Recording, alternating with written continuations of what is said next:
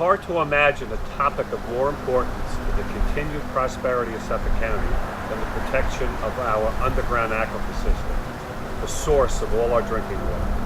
But the truth is, it's hard to get people excited about groundwater protection.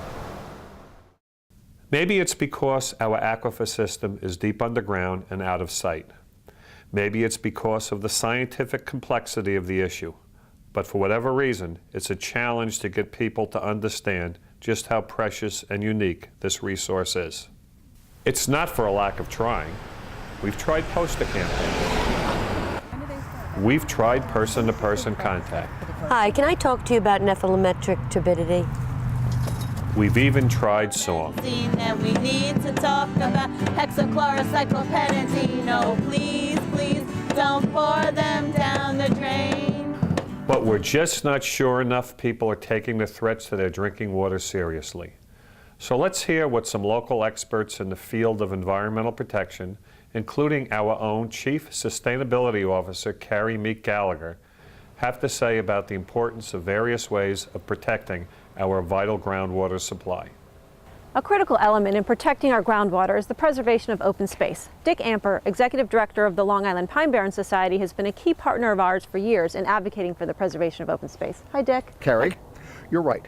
All of Suffolk's water comes from a network of underground aquifers, and we can't overstate the importance of protecting it from contamination. So, Dick, can you explain for our viewers the role of open space preservation in protecting this vital resource? Sure, let's take the Pine Barrens, for example.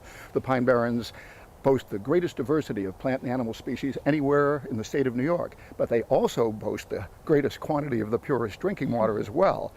So what we want to do is prevent the kind of development that brings contaminants into the groundwater. It can be lawns, it can be houses, it can be agriculture, business, or industry. And so Suffolk County voters have approved more money to preserve open space to protect our drinking water than more than 45 of the 50 states in the Union. Another potential threat to our aquifer system is contamination by pharmaceutical, drug, and personal care products. And though these substances have not yet shown up in significant amounts in Suffolk, the Suffolk County Water Authority is voluntarily testing for these contaminants, and groups like Citizens Campaign for the Environment, whose Executive Director, Adrian Esposito, is here with me today, are addressing the issue. Yes, that's right, Carrie. Prescription drugs, common household cleaners, and even personal care products all can and do contaminate our drinking water supplies. Unfortunately, our sewage treatment plants and our septic systems are not designed to filter out those contaminants. So tell us how right here in Suffolk, we're leading by example in proper disposal. Well, two great ways. The first is that all the hospitals and healthcare facilities are required to once a year craft a plan for safely disposing of unwanted and unused medicine. The second is that all the county police precincts have lock boxes where the public can bring 24 hours a day, 7 days a week, their unwanted and unused prescription medicines for safe disposal, which then goes to an incinerator. These are two good first steps. However, we need the public's help. So remember, please don't flush unwanted drugs, and please don't pour toxics down the drain. Products you use on your lawn can also be significant contributors to contamination. Kevin McDonald of the Nature Conservancy is here with us today, and he's going to tell us how we can get a nice green lawn without using conventional herbicides and pesticides. Thank you, Carrie.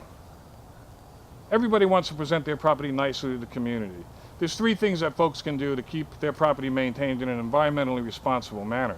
The first is, if you're going to cut the grass, keep it at least 3 inches tall. That way you can promote deep root growth. The second is, if you're going to irrigate every few days for a longer duration. That helps promote deep root growth. And the third is, if you're going to put anything on your lawn, avoid using toxic pesticides and herbicides, because that can get into the groundwater. So as you can see, everything we do on our land and in our homes impacts our groundwater, which is our sole source of drinking water here in Suffolk County. If you're still on a private well, please get it tested regularly to make sure the water is safe to drink. Or call us and find out how to hook up to a water supply that is pure, safe, and constantly tested. So from all of us here at the Suffolk County Water Authority and the environmental community, we have one simple request to ask of you. Please! Please! Please! Please! Please! Pretty please. With sugar on top.